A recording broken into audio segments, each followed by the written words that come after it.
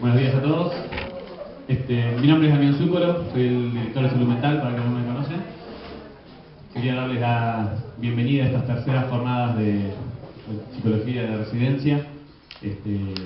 Realmente es toda una alegría esta apuesta de seguir encontrándonos a compartir nuestras experiencias de estudio y de trabajo aquí en Moreno después de tantos años de residencia, ¿no? Sostener una tercera jornada en un año de tanto cambio me parece que es una apuesta realmente importante. Es una jornada que se ha hecho realmente a pulmón, encarnada por cada uno de los residentes, de las residentes. Así que bueno, quisiera dar la bienvenida y esperemos que tengamos una grata jornada. Entonces, con Verónica que algunas palabras. Hola, buenos días. Para los que no me conocen, soy la instructora de esta residencia. Y bueno, gracias Damián por estas palabras, gracias a los invitados por acompañarnos en este proceso de intercambio.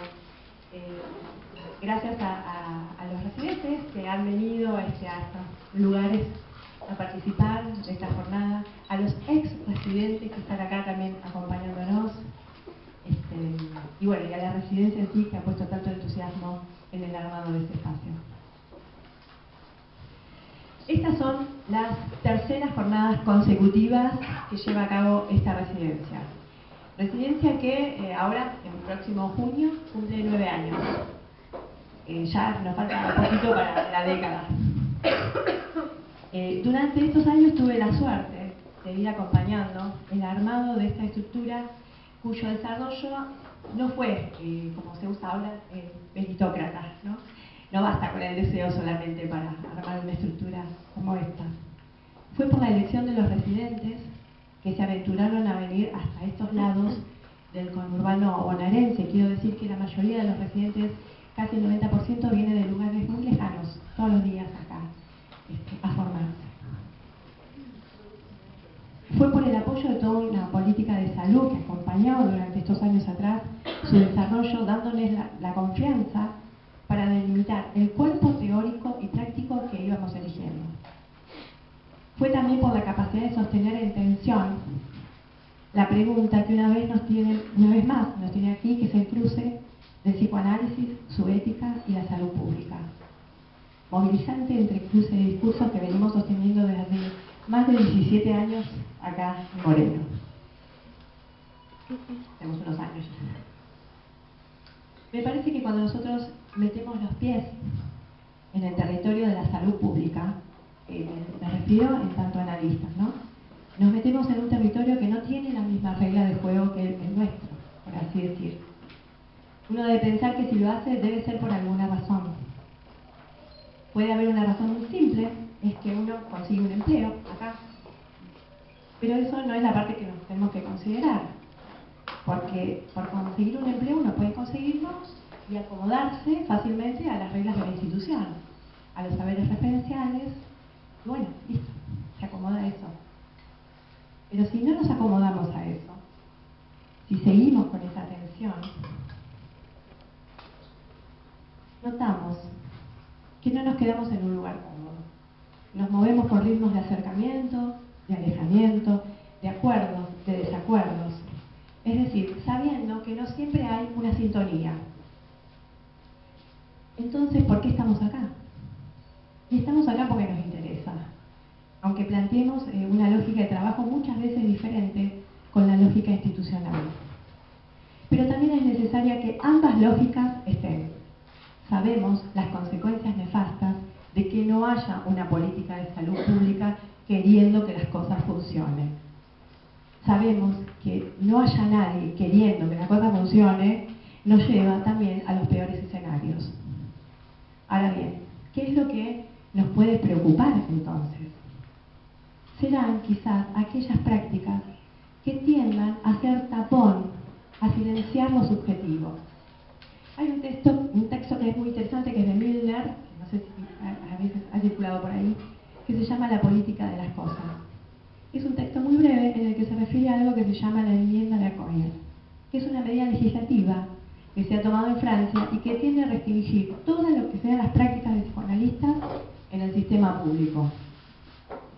Cada vez más se está viendo por estos lares, y no solamente en Francia, ¿no? De hecho, lo que pasa con el autismo, ¿no? Donde está prohibido que se atienda a través del psicoanálisis, ¿no? Las prácticas que sugieren son las terapias cognitivo-conductuales. Milner hace una reflexión interesante y dice que en realidad se está propendiendo a una política de las cosas, es decir, a una política que tiende a que el sujeto no hable. Como dice Milner, que las cosas se gobiernan solas, no hace falta un sujeto. ¿Y esto qué quiere decir? Quiere decir controlar, implica evaluar, implica protocolizar y que las cosas encajen como un lecho de Procusto. Cada vez vamos siendo testigos del silenciamiento del sujeto. Lacan, en el texto de criminología, dice que ese va a terminar siendo el paradigma de las ciencias humanas. Es decir, controlar, hacer peritajes. Pero esta no es la tarea del psicoanálisis. Entonces, ¿qué hacemos con eso? Vamos a la confrontación, bueno, eso no basta, se ha hecho durante años, ¿no? Entonces ahí la cuestión no es imaginarizar la cuestión, sino defender una política de los seres hablantes. Pararnos en esa política, hacer un lugar a la palabra, al sujeto, algo del orden de una verdad subjetiva singular, es como hacerle tope a eso. Esa es nuestra tarea. Es por eso que yo considero que es muy importante que tanto analistas estemos en estos lugares, porque son los que tienen la posibilidad, por su formación, por su modo de trabajo, de hacer un poco de tope a esos modos de gobernamiento subjetivo, que no es sino un modo que va adquiriendo el lazo social en nuestra época. No tenemos que ser pesimistas, tampoco la falsa alegría. Creo que nos concierne, nos incumbe poder hacer algo en relación a esto. Entonces, frente a la política de las cosas, seguir pensando en una política de los seres hablantes o para los seres hablantes.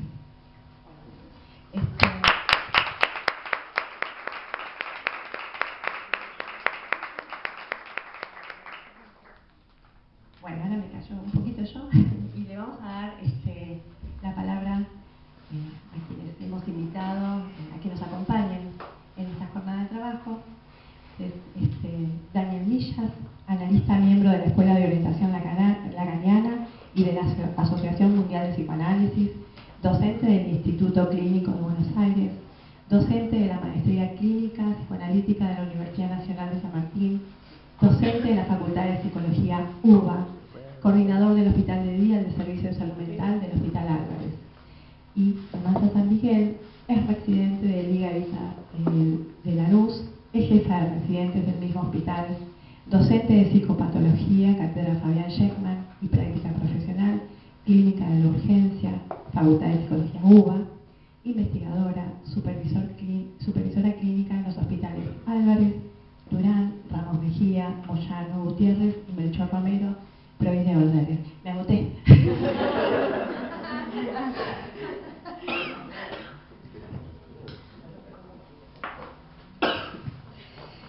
Bueno, muchas gracias por invitarme.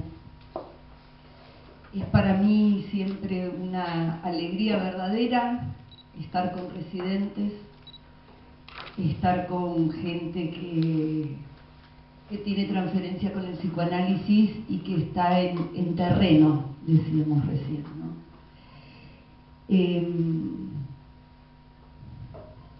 Y bueno, no voy a decir lo que tengo acá escrito, algunas cosas sí, pero ya se me ocurrieron nuevas cosas. Recién ella hablaba de acomodarse, ¿no? Hay una entrevista que le hacen a Lacan en una revista que se llama Panorama, que es de 1974, está en internet. Y Lacan dice algo interesante que me parece que nos toca fuertemente. Habla de lo acomodaticio, como el psicoanálisis se ha convertido en algo acomodaticio de salón. Dice, después de su muerte, hablando de Freud, en 1939, algunos de sus alumnos pretendieron hacer el psicoanálisis de otra manera. reduciendo su enseñanza a algunas pequeñas fórmulas banales. La técnica como rito, la práctica reducida al tratamiento del comportamiento y como objetivo la readaptación del individuo a su entorno social. Es decir, la negación de Freud, un psicoanálisis acomodaticio de salón. Lo defino como un síntoma al psicoanálisis, revelador del malestar de la civilización en la cual vivimos. No es una filosofía, yo aborrezco la filosofía, dice Lacan, ¿no? Hace ya tiempo que ella no dice nada interesante. No es tampoco una fe y tampoco me va a llamar la ciencia. Digamos que es una práctica que se ocupa de aquello que no anda, terriblemente difícil, ya que pretende introducir en la vida cotidiana lo imposible. Hasta ahora ha obtenido ciertos resultados, pero no dispone aún de reglas y se presta a toda suerte de equívocos. Y le preguntan qué es lo que no anda en el hombre hoy en día. Y Lacan dice, hay una gran fatiga de vivir como resultado de la carrera hacia el progreso. Se espera del psicoanálisis que descubra hasta dónde se puede llegar arrastrando esa fatiga, ese malestar de la vida. Sin embargo, en las conferencias en Estados Unidos, Lacan dice que cuando alguien se siente feliz por vivir, ya ha terminado su análisis. Entonces, me resonó acomodarse y alegría. La falsa alegría, evidentemente, no sirve para nada. Es como la estupidez, ¿no? Es la tontería de la que Freud nos decía que tengamos mucho cuidado. La alegría como posición ética es otra cosa, es la verdadera alegría. Y la alegría para Spinoza es lo que aumenta la potencia de actuar. Lacan, en una conferencia que da unas jornadas sobre el niño, cuando cierra esas jornadas, unas jornadas que había organizado Manoni, dice que él es alegre, hasta juguetón, y que su única tristeza es no tener a quien contarle sus alegrías. ¿No? La alegría es, en ese sentido, una posición ética, aumenta la potencia de actuar, la nuestra, la de nuestros pacientes, la de nuestro barrio, la de las escuelas que podemos ir a intervenir, la de los hospitales que superviso. Yo soy alegre y tengo a quien contarles mis alegrías. No tanto las íntimas, ¿no? A veces sí, también se las cuento, ustedes saben. Yo soy alegre y eso es una posición y una decisión. Una decisión política. La tristeza es lo que hace, para Deleuze, retomando Spinoza, la tristeza es cuestión de los políticos y los curas, los universitarios, porque la tristeza disminuye la potencia de actuar. Entonces, la ética del psicoanálisis. La ética del psicoanálisis para mí tiene que ver con transmitir esta alegría, con aumentar la potencia y con transmitir una eficacia.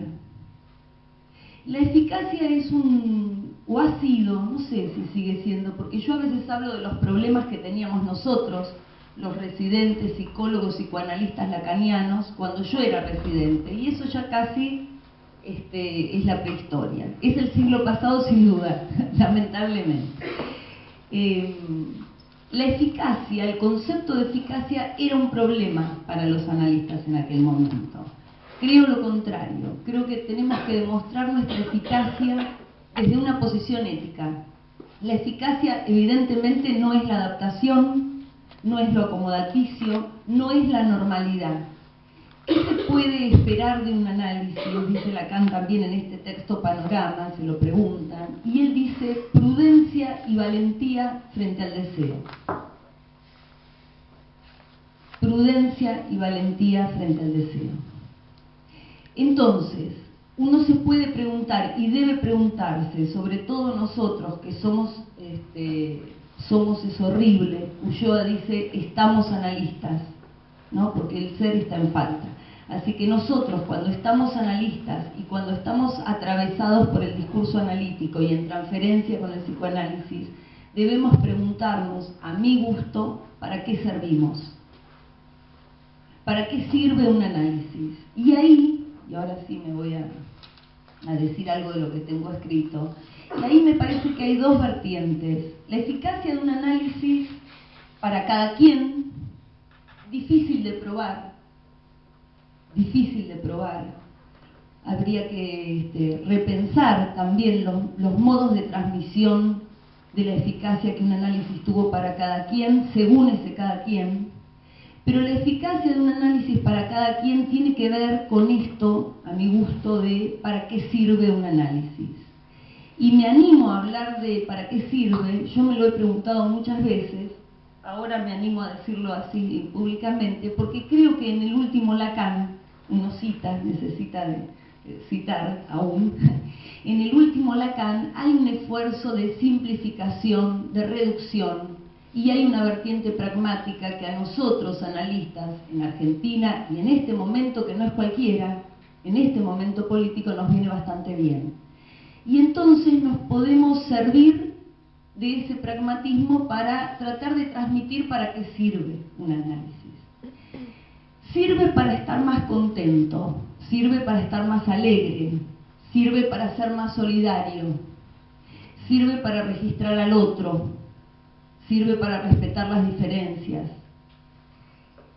sirve para construir lo íntimo, sirve para darle un soplo de vida a ese sentimiento llamado amor, dice en el seminario 20. La pata que faltaba a esta cuestión de la política, para mí, la política y la ética del psicoanálisis, la ética del analista es su política, es la cuestión del amor. A mí mis amigos me cargan un poco porque dicen que ahora que estoy grande me la paso hablando del cuerpo y el amor, ¿no? Cual esta señora que tiene esa especie de vagina, ¿cómo se llama la señora que sale en la tele? La quiero gordita y ahora enflaqueció. Bueno, yo estoy yendo un empuje a la mujer, sería Alejandra Rampola. Bueno, suponete, me estoy convirtiendo en eso, parece. El cuerpo y el amor. Mi tesis de doctorado es el cuerpo del analista. Entonces decía, esta cuestión de la política, del compromiso, de para qué hacemos falta los analistas en estos lugares, sumaría la cuestión del amor, que tiene que ver con la vocación. Esto puede ser un empleo o esto puede ser también, según Ulloa, un oficio, es decir, un modo de vivir.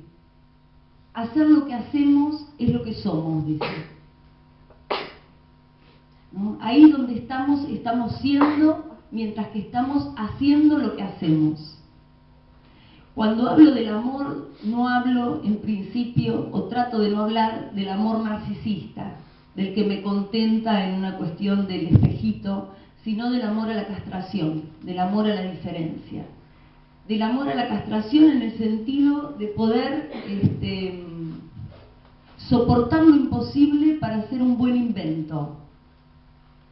Es cierto que en estos lugares la práctica está más atravesada por las decisiones políticas, partidarias, ideológicas y por todos los chanchullos que pueda haber. No quedamos afuera cuando estamos en el consultorio, sobre todo si tenemos consultorios abiertos a la gente, lo más abiertos posible. Entonces Lacan dice eso, que sirve para dar un asomo de vida a ese sentimiento llamado amor, que un análisis sirve para eso.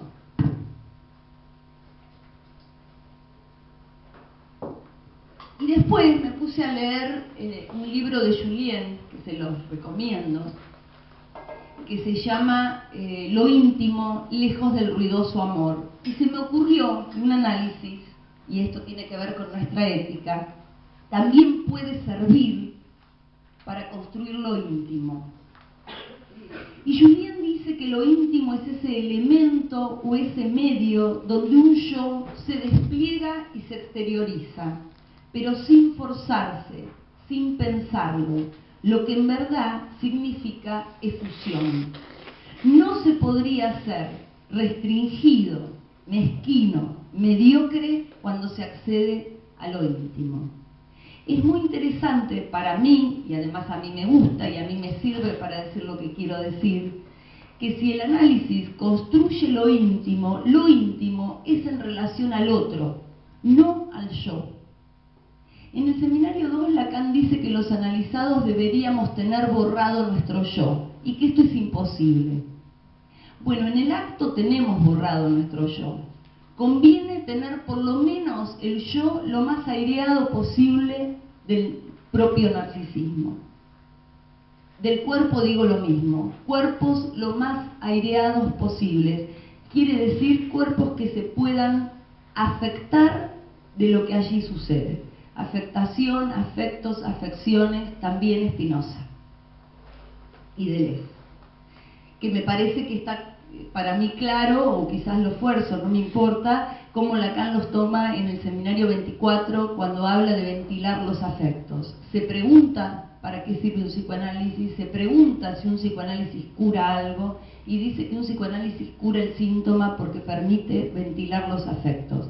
Quiere decir ventilar, para mí, ventilar el cuerpo de lo fantasmático y del narcisismo que obtura y enlazarse mejor sabiendo que en el horizonte hay este famoso no hay relación sexual. Famoso porque no sé por qué, porque creemos que hay a veces.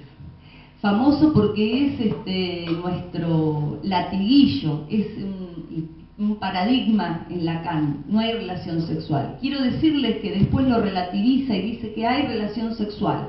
En el 23 dice hay relación sexual. ¿Cuándo? Cuando no hay simetría. Cuando no hay simetría y hay síntoma, hay relación. Eso quiere decir, en principio, cuando hay alguna invención posible. Ahora, que no haya relación no debiera ponernos pesimistas. Más bien, es la manera de inventar cada vez. Lo mismo que el otro famoso, no hay comunicación. Que no haya comunicación nos compromete a forzarnos y esforzarnos cada vez por decir algo que se entienda, que los analistas podamos decir algo que se entienda, que no pase a ser el psicoanálisis una especie ni de filosofía barata inentendible, como decía con Lacan recién, ni de una especie de idioma para gente elevada, para gente que algo, ¿no? Que se entienda lo que queremos transmitir cuando queremos decir qué hacemos, cómo lo hacemos, cuáles son los efectos y cuál es nuestra ética. La ética es la ética de la singularidad y del caso por caso. ¿Qué quiere decir esto? ¿Qué quiere decir esto?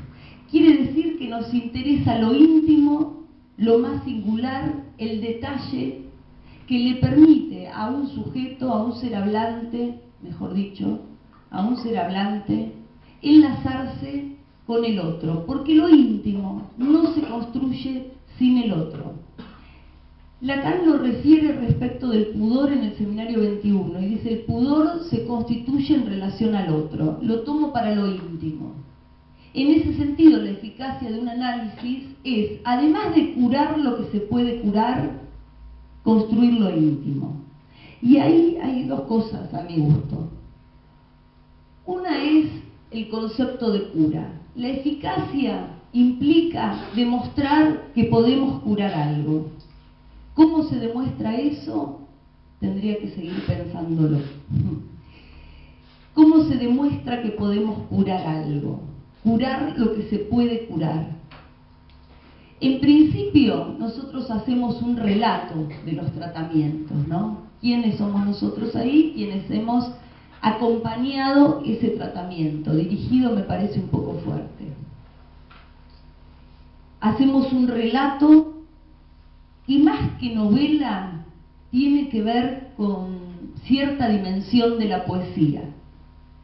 Con esto quiero decir, no intentemos ser poetas porque nos sale mal si no lo somos, yo no soy poeta, pero con un relato que tenga que ver con la poesía quiero decir que sea un relato que toca el cuerpo, que no sea puro bla bla, seminario 24.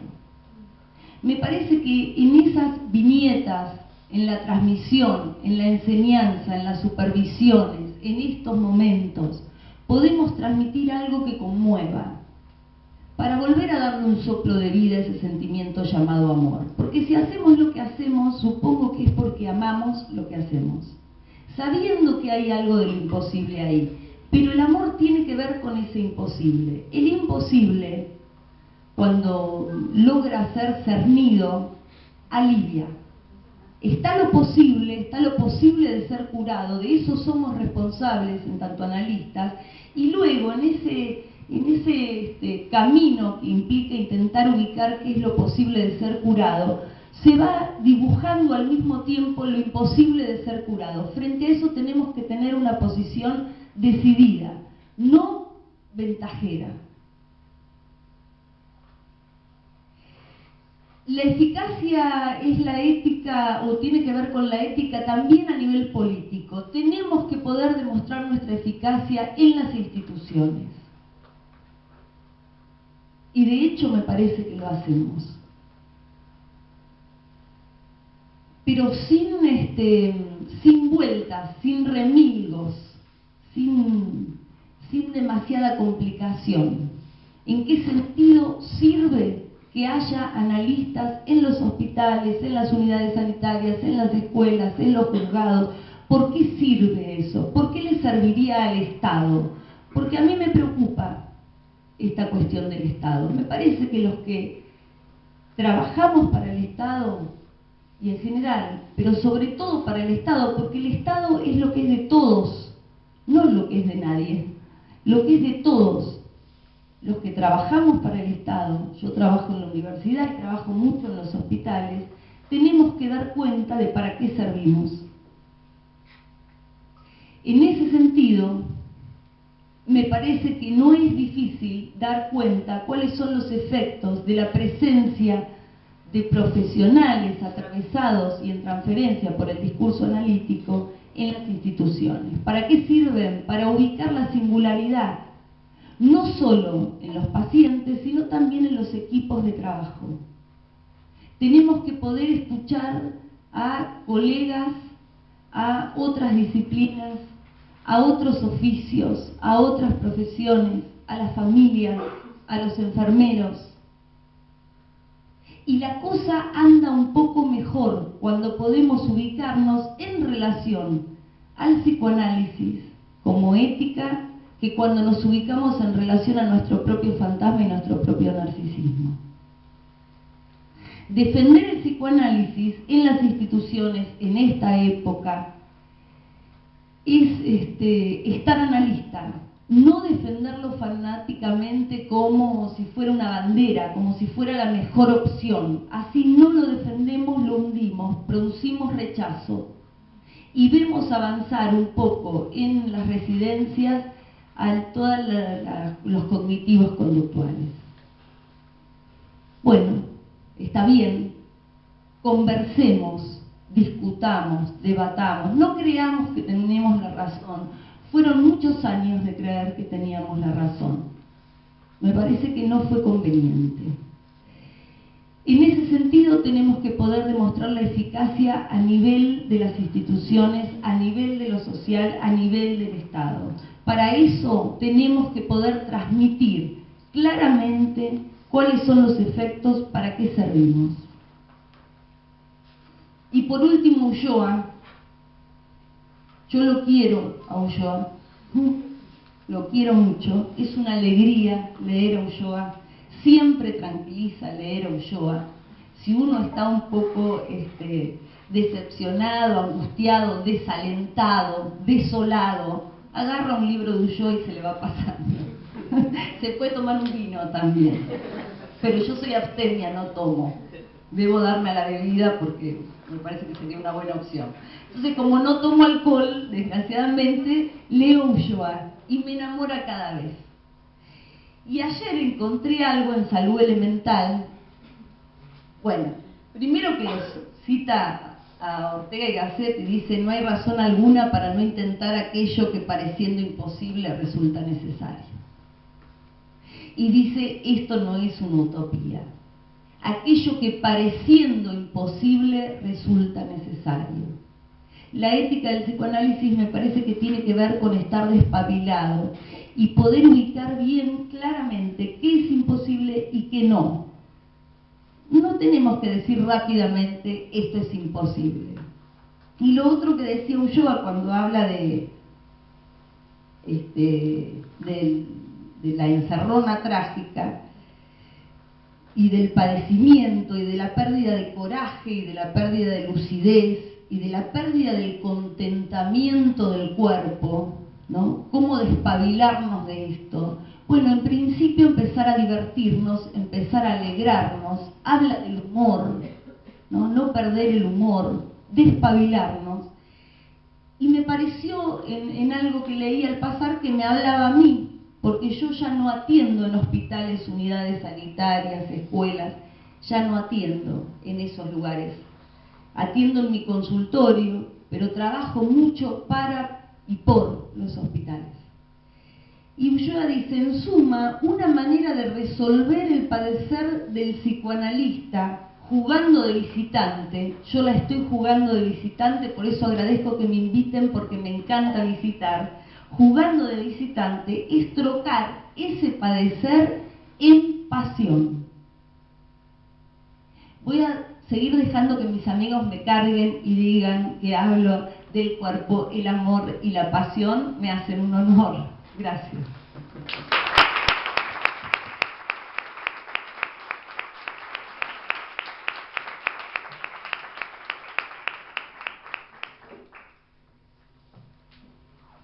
Bueno, buenos días a todos. Quiero comenzar por agradecer la invitación, poder participar con ustedes de estas jornadas y de esta mesa con Verónica y con Tomasa. Les voy a leer un texto que preparé para la ocasión y que espero sirva para conversar luego, tanto con Verónica como con Tomasa, con las cosas interesantes que han planteado y también con ustedes. Le puse un título y tiene 3 puntos. Fíjense qué prolijo que es. Se llama La práctica analítica en el hospital, una orientación por el sí. Primer punto, un recuerdo. Comencé mi práctica en el hospital y fue allí donde se produjo el primer encuentro que tuve con la psicosis.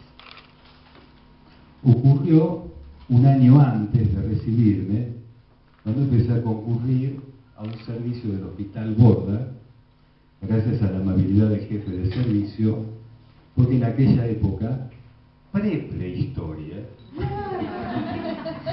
en aquella época no había materias que incluyeran prácticas clínicas. Entonces me disponía, entusiasmado, a recibir los primeros pacientes y comenzar a utilizar mis conocimientos psicoanalíticos adquiridos a lo largo, a través de varios años del grupo de estudios de Freud, teóricos en la facultad, discusiones con compañeros, etc. Y así recibí a Gerardo, que fue mi primer paciente. No se trató de una joven bella, inteligente y sensiblemente histérica, como en aquellos casos que había estudiado, sino de un hombre inexpresivo, rígido, con cicatrices en las muñecas por sucesivos intentos de suicidio y decididamente esquizofrénico. Se sentó frente a mí, dejando a su lado una radio. Me miraba fijamente y no respondió a ninguna de mis interesantes preguntas. En fin, hablé yo solo de lo que pude y finalmente lo despedí desconcertado. Luego de él, entró al viejo consultorio, que estaba ubicado al final de un largo y solitario pasillo, una mujer desbordada, que a diferencia del anterior no paraba de hablar y que pasaba sucesivamente del llanto a una carcajada estrepitosa. Tampoco se parecía en nada a Miss Lucy o a Elizabeth von Erden. No, esta segunda paciente que recibí mi primer día de consultorio era una señora obesa, de unos 60 años, tenía la cara pintada de una manera exagerada y era exitosamente maníaca. Mientras trataba de conservar la calma y pensaba cómo iba a terminar con esa entrevista, Gerardo, el primer paciente, irrumpió en el consultorio para proferir las únicas palabras que le escuché decir ese día: devuélvame la radio. En fin, allí me di cuenta que lo que había estudiado y creía saber no me servía para mucho y que en ese momento estaba irremediablemente solo. No se trataba simplemente de saber más, se trataba de otra cosa. Digamos que lo que experimenté patéticamente en esa ocasión fue el abismo que separa la teoría y la práctica. Esa ansia de la que habla Lacan, que se localiza en una falla irreductible en el saber. En fin, como ya pasaron muchos años desde aquella primera experiencia, les quiero transmitir algunas reflexiones de lo que aprendí sobre la práctica analítica en el hospital y más específicamente sobre el abordaje institucional de la psicosis. Entonces, el segundo punto, los dispositivos asistenciales. Vamos a comenzar recordando lo que nos plantea Lacan, ¿no?, en el seminario 17, cuando dice que el lugar donde uno se encuentra preinterpreta y determina los márgenes de lo que es posible hacer y decir. Entonces, cuando se decide inscribir la práctica analítica en el hospital, en un hospital público, la primera cuestión es cómo ubicarse en ese contexto en el que el ejercicio de un saber que está determinado se realiza esencialmente en función de responder a una demanda social de asistencia. Y hay que tener en cuenta también que el ejercicio de ese saber se enmarca en una serie de procedimientos que la institución normativiza y que va a arreglar en función de objetivos que están predeterminados. Por estas razones, nuestras intervenciones en un hospital o en un centro de salud como este son correlativas a la invención que hay que realizar para el lugar de un analista en la medida en que no está el lugar preestablecido en ese contexto. Es decir, que no hay una inscripción formal para un psicoanalista en el hospital. Está como médico, asistente social, psicólogo, etc. Pero no como analista. Y si tomamos esta perspectiva, podemos constatar que el síntoma, tal como lo entiende Freud, también tiene algo de invención. En la medida en que se presenta como una transacción entre lo que constituyen las exigencias pulsionales y las condiciones que impone la cultura. Es una transacción porque justamente, como lo demuestra Freud, no existe una armonía natural entre el empuje de la satisfacción pulsional y las reglas que impone la cultura. Esta idea del síntoma responde a una concepción muy distinta de otras que lo pueden definir como un trastorno, como una conducta desadaptada, que hay que eliminar o que hay que corregir. Cuando se quiere reducir el síntoma a un comportamiento normalizado, no queda demasiado lugar para la invención. Seguramente puede quedar lugar para confeccionar dudosas estadísticas en las que el paciente se va a volver un elemento comparable y enumerable.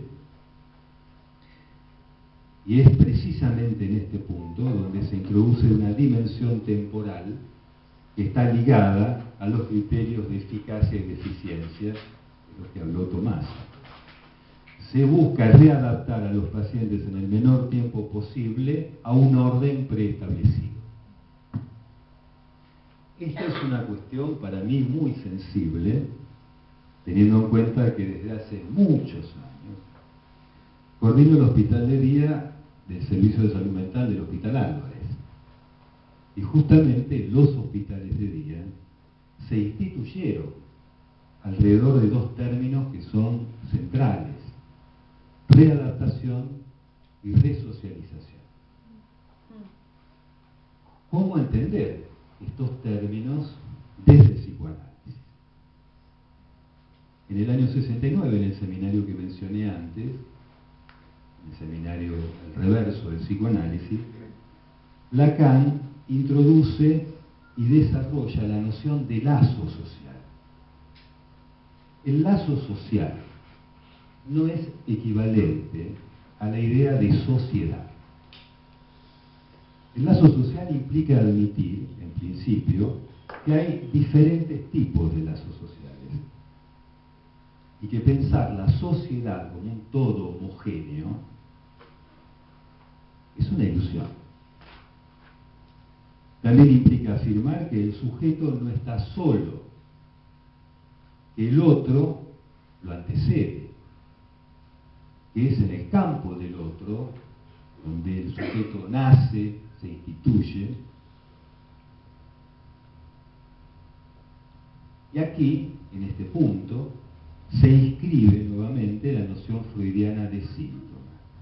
Hablamos del síntoma, ahora, no solo como el modo de goce singular del sujeto, sino también como el medio por el cual anuda ese goce a un lazo social.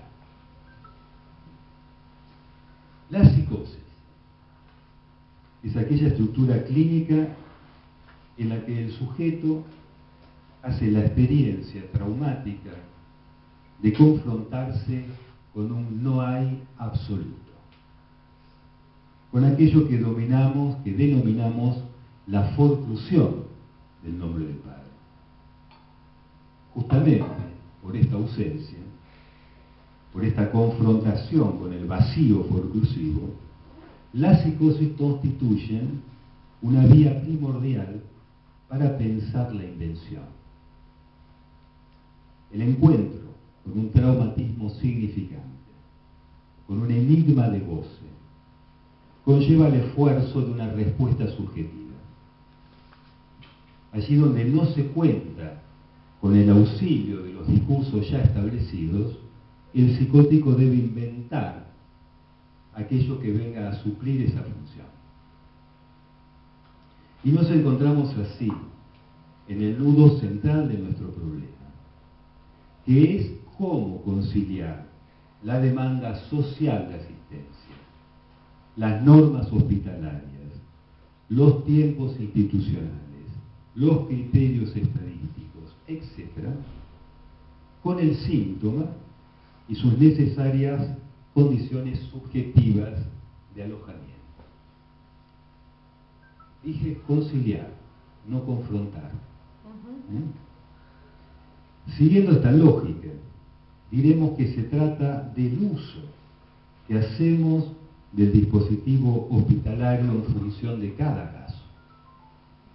Hablamos de uso porque justamente este término implica admitir que no contamos con un saber preestablecido.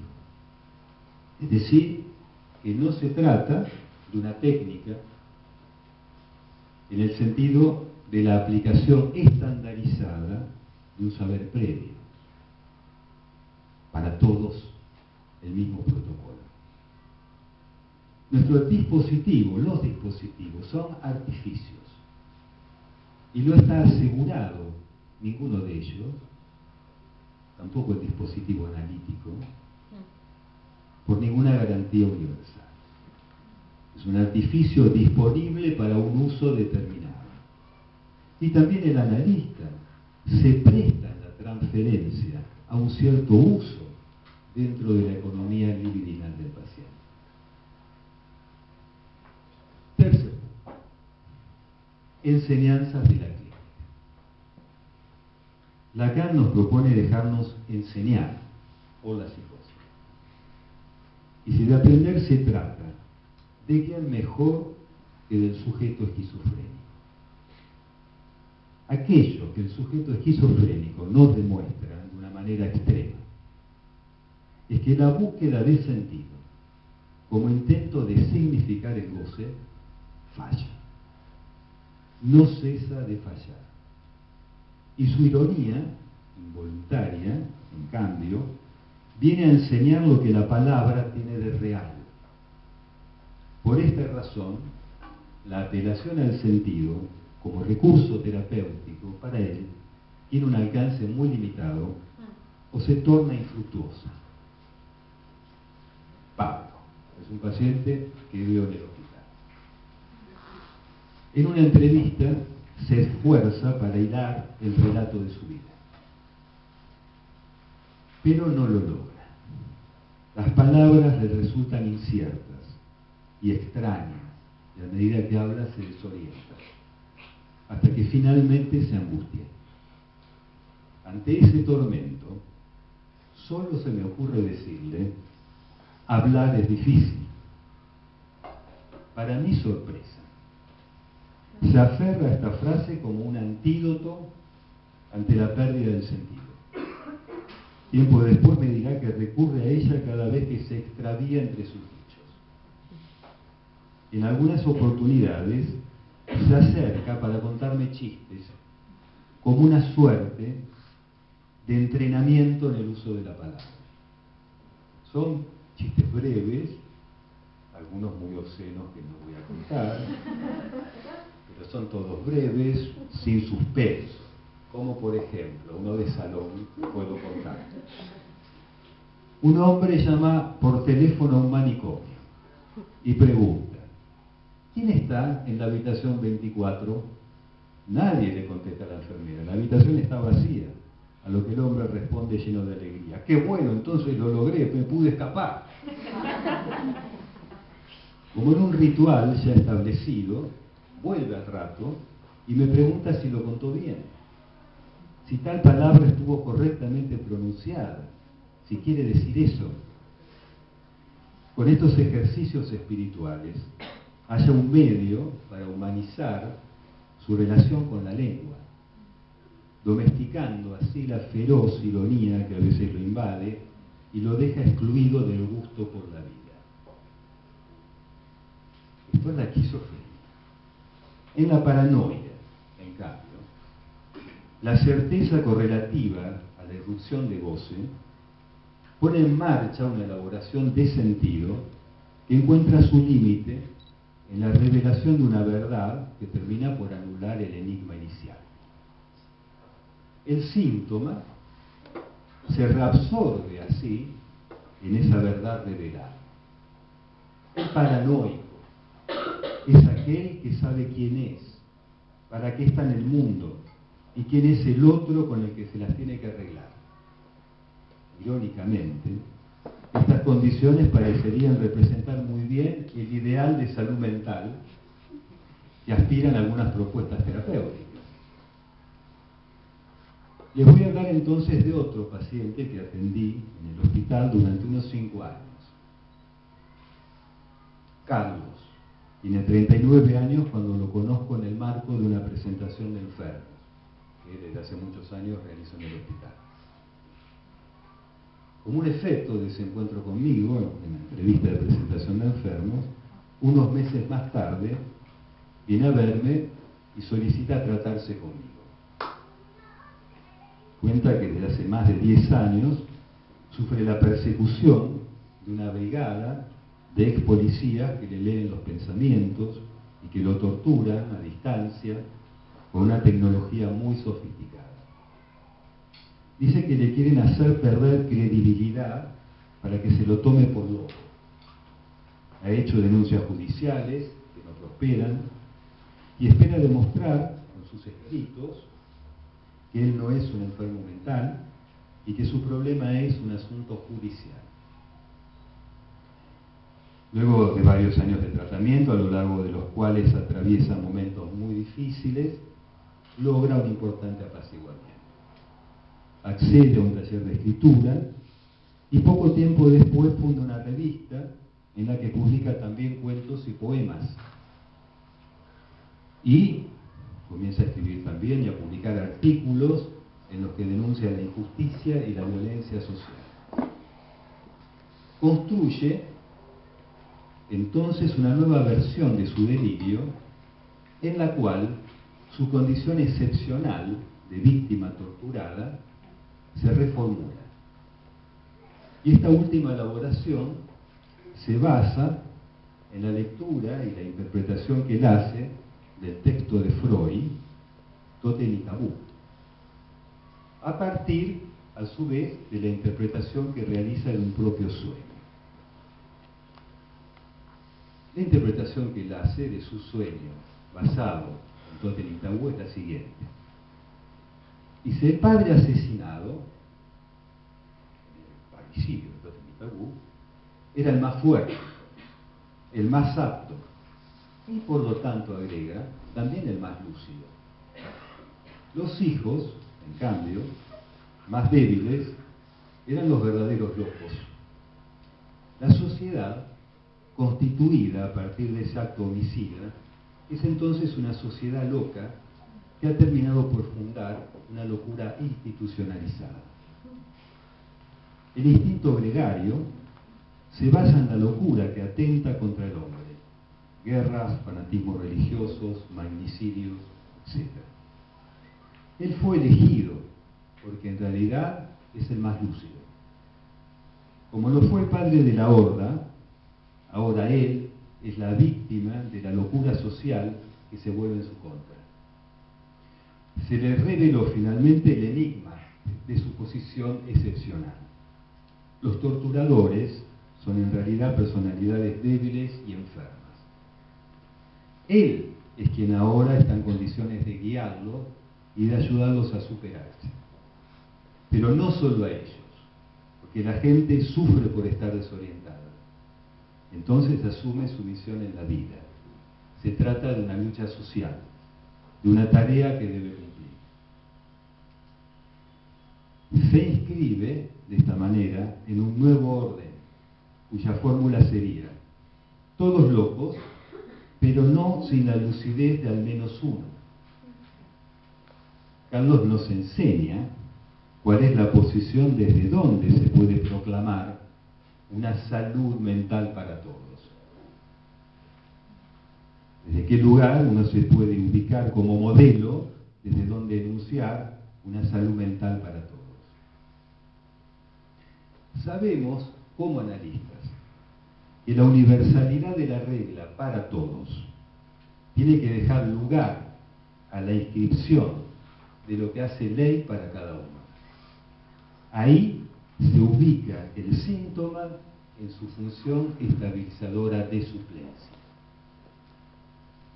Se trata entonces de recibir al paciente en los dispositivos asistenciales como uno entre otros, para luego favorecer un recorrido en el que logra inscribir su condición de excepción en un arreglo que cuente con su consentimiento. Y admitamos que esta tarea no es espontánea, no es automática y no es fácil. Depende de nuestras intervenciones en cada caso, para lo cual, para estar a la altura de esa función de permitir inscribir el síntoma como lo que hace excepción a la regla en función de la regla, es una tarea que requiere de una formación que nos lleva a la vida. Podemos hablar también de eso, porque a veces hablamos de inscribir la práctica analítica como si ya fuéramos analistas. Estamos analistas, recordaba Tomasa que decía Ulloa, en la medida en que no hay un ser del analista. No hay título del analista, no hay residencia que otorgue título, ni doctorado, ni absolutamente ni institución, por más psicoanalítica que sea. Entonces, estamos analistas en la medida que podemos dar cuenta del acto analítico, en la medida que nos hagamos responsables de sus efectos, ¿verdad? Entonces, la formación concierne a la práctica. La formación de los jóvenes practicantes, que son ustedes, y a la formación de los que supuestamente tenemos recorridos, los que tenemos una experiencia. La experiencia no sutura la falla en el saber. La experiencia permite cernirla mejor cada vez, para lo cual la formación no cesa. Entonces terminemos esta breve intervención que tiene recuerdos, enseñanzas, haciendo un elogio de la formación. Y ahora si podamos discutir un poco, conversar, sería excelente.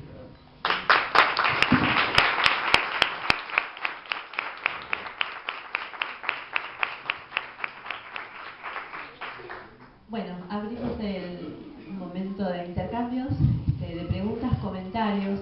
Acá me pasa el apuntador, también quiero mencionar que los que nos están acompañando hoy son las residencias regionalizadas de Morón, el Hospital Larraín de Berisso, el Hospital Alejandro Korn de Romero, el Hospital Esteves de Temperley, Hospital de San Martín de La Plata, Hospital del Niño Sor María de Ubica de La Plata, Hospital de Necochea, Taraborelli, Programa Cuidarnos de Prevención de las Adicciones, Hospital Piñeiro, Hospital Ramos Mejía y Residencia PRIM Florencia Varela. Y Hurlingham también vi por ahí. Así que me pareció interesante nombrarlos para ver también la práctica, desde donde también cada uno la puede transmitir.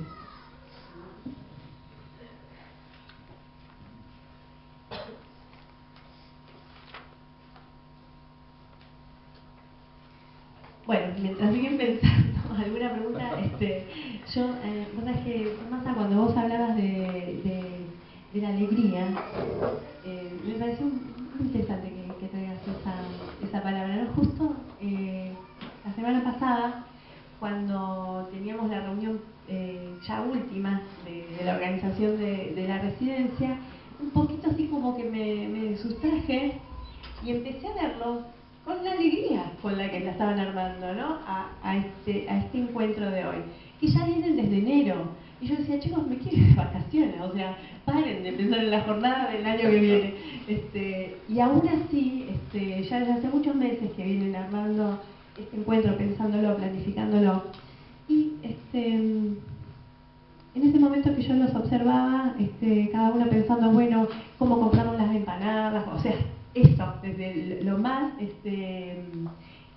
práctico de lo que es armar una jornada hasta el compromiso de la elección del tema, ¿no?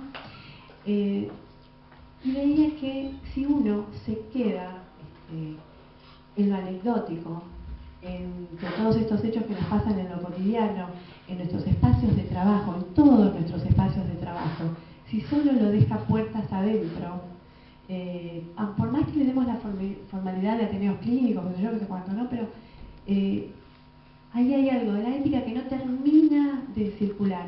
Me parece que estos espacios donde la circulación es de un lado hacia otro, ahí hay una formalización de la ética, de la transmisión.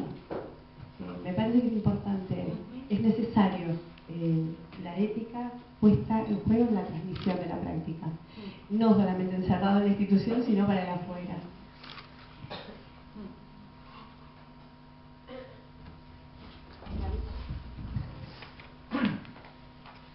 Por ahí, en relación a dos de los puntos, ¿no? A la alegría, que también me alegra que traigan ese concepto, porque es uno de los elementos para mí más importantes que vemos en nuestro centro de día. Nosotros somos un centro de día, en un hospital de día, y en los efectos fundamentales que uno ve, uno podría tener la experiencia de ver a algún paciente en particular y después verlo, en particular me refiero individualmente, ¿no? En la unidad sanitaria, y también verlo en el centro de día.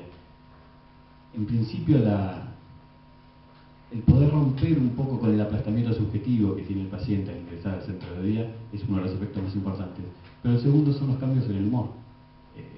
No solo el buen humor, sino las variaciones en el humor, pero fundamentalmente la alegría, que es algo que por ahí uno sin ese formato de dispositivo no encuentra. Millas tiene una gran trayectoria en el hospital de día y bueno, me gustaría ver si nos cuenta un poquito de por esos efectos en el humor y la alegría en esos formatos de dispositivos. No me estoy parando para. Bueno, sí, además explicaron de qué alegría se trata, porque no es la alegría tonta, decía Tomasa, no es la alegría boba. Somos bobos un poco, hay un grado de bobería incurable en cada uno, hay cierta debilidad mental propia del hecho de hablar. Pero intentamos hacer algo con eso. Y tampoco es la alegría maníaca. La paciente que vi la primera vez pareció que estaba muy contenta al principio. Luego de un rato era una risa un poco sardónica, como esa de la que hablaba Lacan con Schweber. Es decir, que hay a veces una suerte de cosa maníaca que parece alegría, como una renegación de algo que en verdad está angustiante. Entonces la alegría entendida en esta perspectiva, que tiene que ver esencialmente con el encuentro con el otro, ¿sí? No es la alegría solitaria, esa forma parte de la boba, sino que supone el encuentro con el otro. La práctica analítica, en esa experiencia patética que conté, es así, en verdad uno en el acto analítico está solo. Y es importante poder sostener la soledad del acto analítico. Pero justamente como se está solo en el acto analítico, es fundamentalmente que luego el analista no se quede solo, que establezca comunidades de trabajo. Tome la forma que esa comunidad de trabajo tome. Para cada uno eso puede tomar una modalidad distinta. Pero es fundamental para la práctica del psicoanálisis la constitución de una comunidad de trabajo. Y en esa comunidad de trabajo se genera lo que llamamos el investimento libidinal del trabajo, que es la transferencia. Entonces, una comunidad de trabajo en la cual se produce una transferencia de trabajo. Es juntarnos para producir algo que tiene que ver con una elaboración de saber. No se puede juntar para hacer una fiesta, se puede juntar para distintas cosas. Una transferencia de trabajo es la alegría de elaborar el saber a través de acontecimientos como este, que escanden la rutina de la institución, una jornada. Pensé que yo escando mi rutina. En este horario estoy en una reunión de equipo en el Hospital Álvarez, luego de haber terminado un seminario que doy hace muchos años también. Entonces, altera mi rutina y vengo a participar con algunos que no conozco, otros que he conocido en distintas oportunidades, se renueva un poco, hablaban del aire también, se entra un poco de aire en mi rutina, de aire fresco, me hago escuchar y escucho gente distinta. Y esto vale también para la noción de equipo terapéutico y para el conjunto de los pacientes. No todo es alegría. El lazo con el otro, como lo enseña Freud, produce también lo que llamamos malestar. Entonces hay la alegría del encuentro y hay también, se produce por estructura, el malestar del lazo con el otro. No todo es alegría. Si todo fuera alegría, bastaría conjuntarnos y estaríamos asegurados en la alegría y en la producción. Y más bien lo que vemos es que hay que darle un lugar para el tratamiento del malestar que el encuentro genera. Creo que hay diferentes formas de tratar el malestar. Un modo es si lo tratamos en una dinámica y en una lógica de grupo. Entramos en la lógica de grupo, generamos fenómenos de grupo que van a tener como resultado finalmente la institución de líderes que siempre finalmente terminan estableciendo una autoridad que no deja demasiado lugar a la diferencia. Porque la diferencia se vuelve motivo de un conflicto absolutamente imposible de manejar. La diferencia bajo la forma de la rivalidad, bajo la forma narcisista de querer imponerse sobre el otro, imponerse en términos de profesión, en términos de saber, en términos de recorrido. Se juntan tres personas y hay fenómenos de grupo. Entonces, ¿cómo concebir un modo de encuentro, de trabajo con el otro, que atienda a que ese encuentro va a ser también sintomático, que va a producir malestar y que dentro del dispositivo hay que generar lo que permita el tratamiento de ese malestar. El trabajo es una vía, pero tenemos que saber que cada organización de estos acontecimientos es una apuesta que renueva, que da alegría, pero que también genera situaciones de inquietud, de angustia, de incertidumbre, de rivalidad, y da alegría fundamentalmente cuando se logra atravesar todo eso. La alegría, la satisfacción está en que hemos podido superar el obstáculo, los diversos obstáculos que se presentan en el trabajo. Eso es lo que da alegría. Cuando hice una apuesta, puse algo de mí, corrí el riesgo y con el otro logré algo. Cuando se obtiene este tipo de alegría, que es una alegría metódica, Tomás la vinculó a la ética del discurso, como también Verónica, esta es la diferencia de la alegría boba, que es una alegría de implicación, es posible transmitir algo de eso, también es posible soportar las diferencias dentro del grupo de los pacientes. No se trata simplemente de enunciar, respetamos la particularidad de cada uno en un humanismo idealizante. Se trata efectivamente de darle lugar a eso en la práctica cotidiana. Una primera vuelta para que conversemos todo eso. Claro, yo decía la alegría como posición ética, ¿no? Tomando a Spinoza cuando dice que aumenta la potencia de actuar, que eso aumenta la potencia, inmediatamente nos compromete, inmediatamente nos lleva a cierto borde de malestar. No es la alegría en el sentido ni eufórico, ni bobo, ni renegatorio, ni publicitario, ¿no? No son los globitos de colores. Y se puede, podemos, no sé cómo. Nosotros sí tenemos que poder, ¿qué vamos a hacer? Claro, no se trata de esa alegría, se trata de una posición ética y decidida en relación a la castración, ¿no? Pensaba en la formación, pensaba en lo institucional, por eso decía, ¿para qué sirve que haya sujetos habitados por el discurso analítico en las instituciones? Para poder ubicar alegremente este malestar. Quiero decir, para poder ubicar que la cosa no anda y que a eso sintomático hay que darle un lugar. Pero también corresponde que haya discurso del amo que aspire a que la cosa anda, ¿no? Porque sin el discurso del amo, bueno, el 17, no podría estar el discurso analítico. Pese a eso, cualquier discurso es adormecedor, lo que despierta es un decir, no los discursos. Entonces, tiene que estar funcionando un discurso que apunte a la salud pública, que apunte a un para todos. Sabemos que no hay para todos. Sabemos muchas veces que la salud pública no apunta al todos, y sabemos que aunque apuntara al todos, no todos llegan a la salud pública, ¿no? Pero me parece que no es uno sin el otro. También pensaba en esto que decías de lo solo, ¿no? Al momento del acto.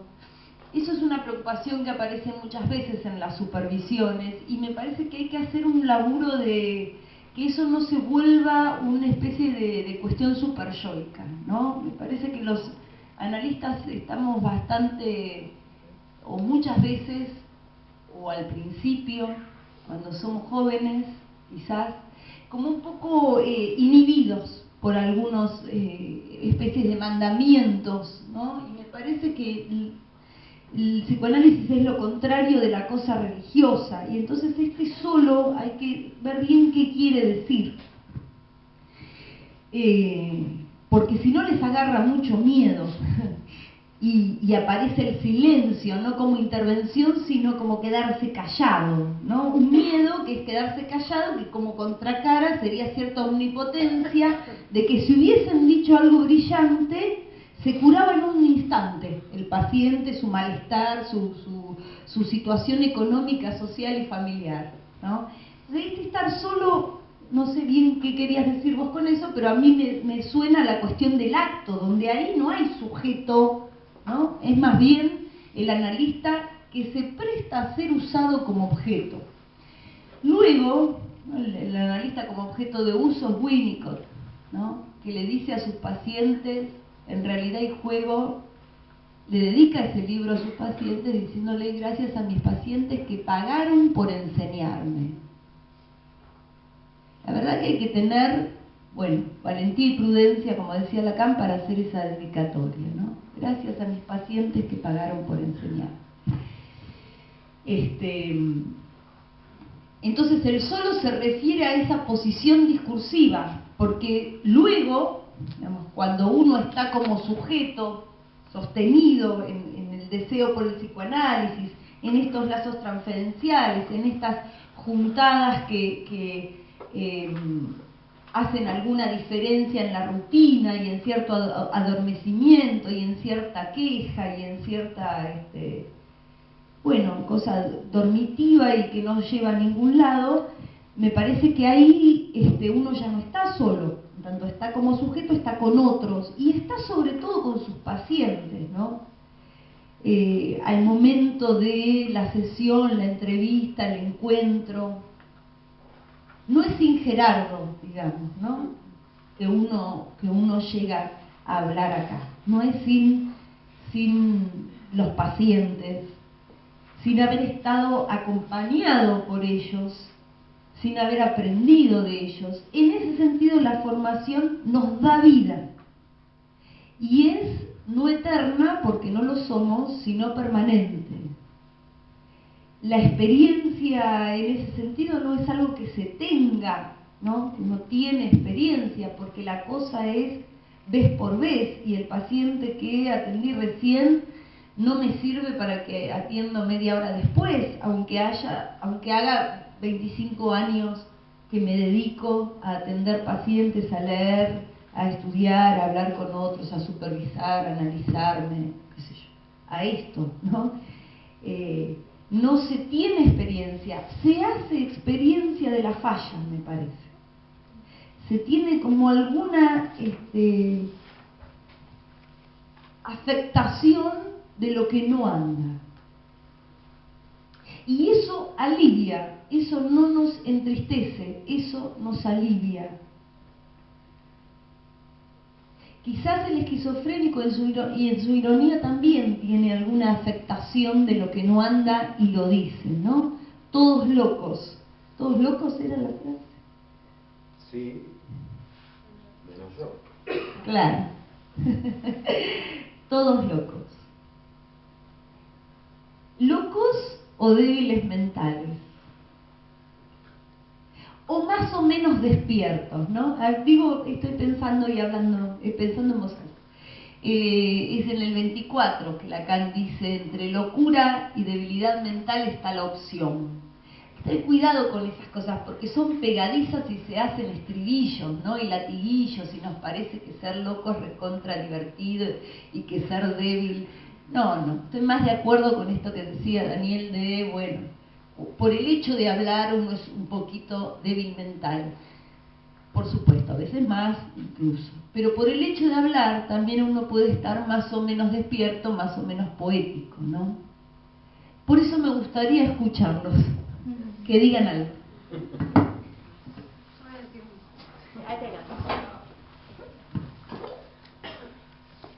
Bueno, más que nada, bueno, agradecerles que hayan venido y contarles que las jornadas surgieron del malestar, que fue un poco a trabajar con eso.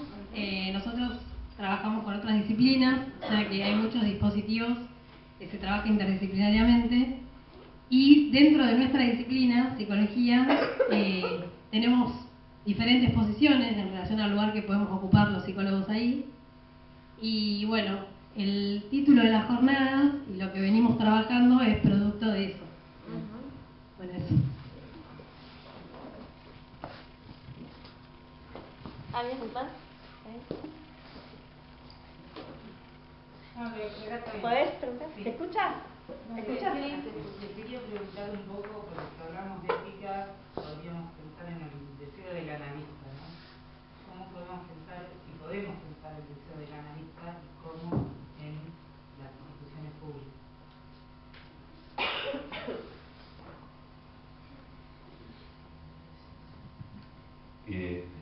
Bueno, me tranquiliza saber que son fruto del malestar.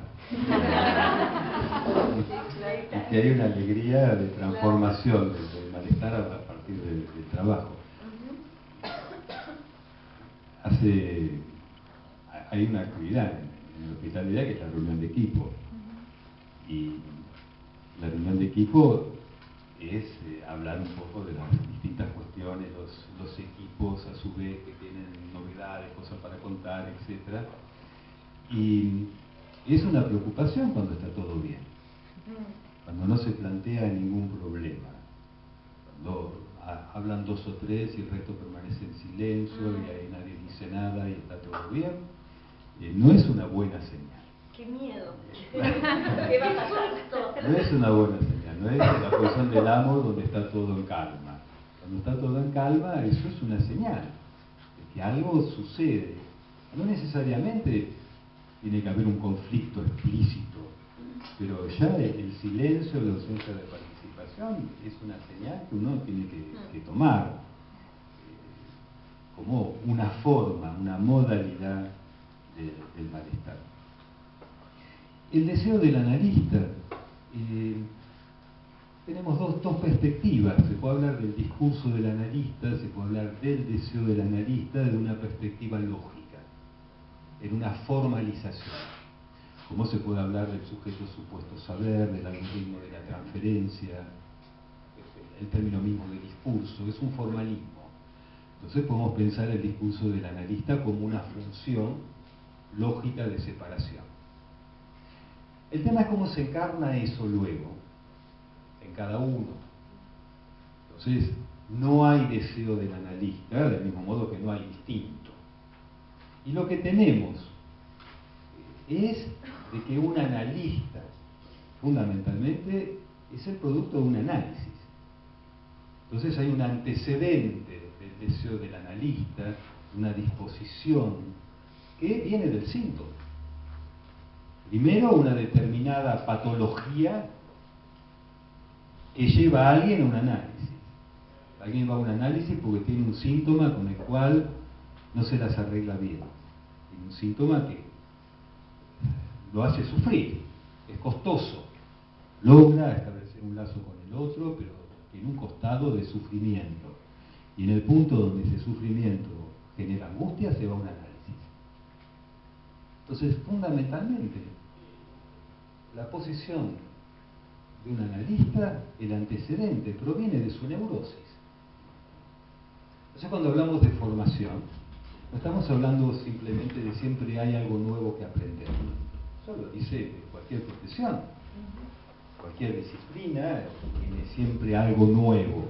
La formación permanente es una formación en todas las disciplinas. Porque la ciencia avanza y el saber envejece más en otras disciplinas que en la nuestra. Entonces, esencialmente la formación concierne a cómo trabaja cada sujeto que se dispone a la práctica analítica, lo que podemos llamar el deseo del analista, que no es un deseo de curar, que no es un deseo de hacer el bien, que no es un deseo de revelar una verdad, que es vecino de alguna de esas cosas, pero que no es exactamente eso. Entonces tenemos respecto del deseo del analista siempre una sospecha. ¿De dónde proviene eso? ¿De dónde proviene su disposición a esa práctica? Un análisis le puede permitir a cada uno esclarecer un poco de dónde viene eso. Pero un análisis tampoco es eterno. Un análisis, en tanto tal, si lo tomamos en la perspectiva de su lógica, supone una conclusión. Un análisis empieza para terminarlo, no para eternizarse en el análisis. No somos partícipes del análisis infinito.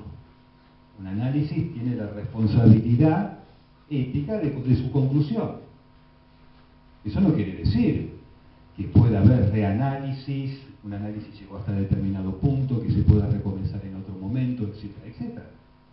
Pero un analizante tiene que de alguna manera en determinado momento volverse también un trabajador que se pregunta respecto de en qué estado está, en qué momento está de su análisis y apunta a su conclusión. institución. Entonces, el deseo del analista en cada uno forma parte de cómo lo trabaja. Y cuando el análisis termina, cómo trabaja esta disposición en otros contextos. Para no hacer, es verdad, es interesante que es la soledad del analista. Creo que la soledad, no hay que confundir, la soledad del acto, en su perspectiva lógica, en el momento en que decimos algo, en que lo enunciamos en tanto tal, estamos solos. Y se haga lo que se haga y se diga lo que se diga, eso va a tener un efecto. Es verdad, a veces puede producir horror, pero quédese tranquilos, no hay salida. Si no dicen nada, eso también va a tener un efecto y a veces mucho más nocivo. Pero tenemos que diferenciarlo de la soledad de la persona que se acompaña de los pacientes, ahí donde no tiene con quién acompañarse en la vida, que se analiza con los pacientes, ahí donde no tiene su propio análisis, de la persona, del analista solitario, que se encierra en su consultorio y no entra en contacto con nadie, del aislamiento obsesivo. También hay aislamientos histéricos, defendamos al gremio. Lo dijiste vos. Por supuesto. No me nombraría histérica. Yo no me nombraría obsesivo, pero para hacer una repartición, hay también el aislamiento histérico. Histérico, obsesivo, psicótico, hay distintos aislamientos. Pero diferenciemos la soledad del acto del analista solitario. Es una enfermedad del analista. Como también el no poder parar de trabajar. Hacemos de la transferencia de trabajo una función, pero también eso se puede disfrazar de compulsión al trabajo, de una modalidad del super yo que se esconde detrás de la transferencia del trabajo y el trabajador decidido. Entonces, deseo del analista es no responder a ningún modelo. En cada uno eso se encarna, se maneja y se trabaja de una forma propia. Sí, lo que hay que saber es a qué responde, me parece, ¿no? Lo que hay que tratar de tener alguna noticia es a qué responde ese deseo de analista, ¿no? En cada uno. Y también a quién sirve. Es interesante esto de retraducir la supuesta soledad del analista en cualquier modo neurótico, psicótico o estas cuestiones que se supone que debemos ser, ¿no? También hay modos muy religiosos en las escuelas psicoanalíticas, por ejemplo, que serían lo contrario de cualquier iglesia, y sin embargo, ¿no? Me parece que el deseo del analista es este deseo de estar más o menos despabilado, que hay que ver bien de dónde arranca ese deseo, que no tiene que ver con el deseo de curar, pero hace pie ahí, a mi gusto. Lo que hay que hacer es una torsión sobre el concepto de cura, no desdeñar la cura, que no sea una estafa, dice Lacan, ¿no? ¿Cómo hacemos para que el psicoanálisis no sea una estafa? Deseo del analista que no es un deseo puro, también me viene como... Y uno allí no estaría ni solo ni acompañado, está fuera de discurso en su acto, entonces no hay mucho adjetivo que ponerle. Lo que sí pienso es que no hay oposición a deseo del analista y lo que vos decías, instituciones o salud pública. Claro, si se puede hablar de eso en la institución. ¿Y por qué no? Porque tener un consultorio en Villa Freud no asegura un deseo de analista. Lamentablemente. La pipa tampoco, digo antigüedades, todo esto es de mi época, de profesores míos que andaban con pipa. Bueno, claro. La cara de nada tampoco, qué sé yo, ¿por qué no? El deseo del analista no está asociado a una cuestión edilicia, siempre es un fuera de discurso, ojo. Y ojo con los lugares donde queda cómodo hacer como que estamos habitados por el deseo de analista. ¿Por qué no? Esto de ubicar ¿no? La singularidad en un discurso que tiende hacia el universal. Universal, particular, singular, el placer y la regla fundamental, y Lacan responde por eso en tanto analista. En lo universal, lo particular y luego el recorrido de cada quien, sudar la camiseta, dice, refiriéndose a un análisis. No creo que sea opuesto, porque además uno no está todo el tiempo analista, ni siquiera en su consultorio de Villa Freud, ¿no? Que más bien sirve para cada cosa ese consultorio que ni les cuento. Sí, como este entrecruzamiento entre psicoanálisis y hospital, se habla mucho de psicoanálisis puro y aplicado, ¿no? Y parecería que hay un psicoanálisis puro para Villa Freud y un psicoanálisis aplicado que aplicamos los residentes. Sería como una, no sé qué sería el psicoanálisis aplicado, como una especie de aleación entre sugestión y psicoanálisis. O sea, a veces es lectura un tanto prejuiciosa de esos conceptos, ¿no? Para mí también, no sé qué es el psicoanálisis puro y aplicado. No veo esa distinción. No lo pienso así, no trabajo así, no me parece que haya psicoanalistas de primera y psicoanalistas de segunda, y mucho menos pacientes de primera o de segunda, de que uno tenga que hacer más asistencia, más sugestión, más no sé qué. Me parece que eso nos ha hecho perder mucho tiempo, no nos ha servido, y les ha dado mucho tiempo a otros modos de terapias, ¿no? Vengo del Congreso de APSA en Mar del Plata, les hemos dado mucho changüí, preguntándonos estas cosas. A mí me gusta una definición que da Lacan en el fenómeno lacaniano, que es una conferencia contemporánea en el Seminario 22, donde dice lo importante, que cuando se pregunta qué es un psicoanálisis, es que el psicoanálisis es que el lenguaje ayude. Que ayude y punto, dice. Entonces ahí hay que redefinir lenguaje, ayuda, punto. Hay que redefinir esos conceptos y cernirlos, y eso tiene que ver con la experiencia, con el trabajo, con la discusión con los otros. Pero no me detendría en estas cuestiones del puro y el aplicado, realmente.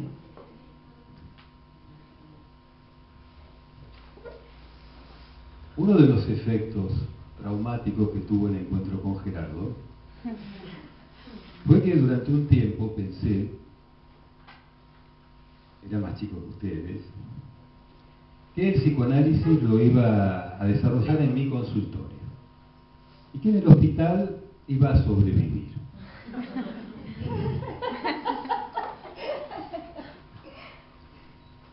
Pero la experiencia de no saber qué decir, no saber qué hacer, la tuve muchas veces en el consultorio, con pacientes bellas como Miss Lucy. De manera que no era una cuestión que quedaba del lado de la esquizofrenia y del sujeto que no hablaba, o con la maníaca. También con sujetos histéricos sofisticados. Entonces, la idea de que el psicoanálisis lo iba a desarrollar como pez en el agua en el consultorio y que el hospital era para sobrevivir, hacer lo que pudiera, cambió. Y efectivamente nada asegura que uno desarrolle un psicoanálisis en un consultorio porque está ubicado en determinada zona y que va a desarrollar otro de menos nivel porque está en el hospital. Totalmente de acuerdo, es así. Se llevará adelante el análisis que se pueda desarrollar adelante cada vez con cada paciente, y hay que verificarlo, hay que constatar los efectos. Psicoanálisis puro y psicoanálisis aplicado, tenemos que también cómo tomar esa distinción. Una forma es tomarlo así, por ejemplo, como el psicoanálisis puro para los extralúcidos que se analizan en zonas... hay gente con plata, ¿verdad? Gente con plata en zonas de Palermo, analistas con pipa que pertenecen a determinadas instituciones.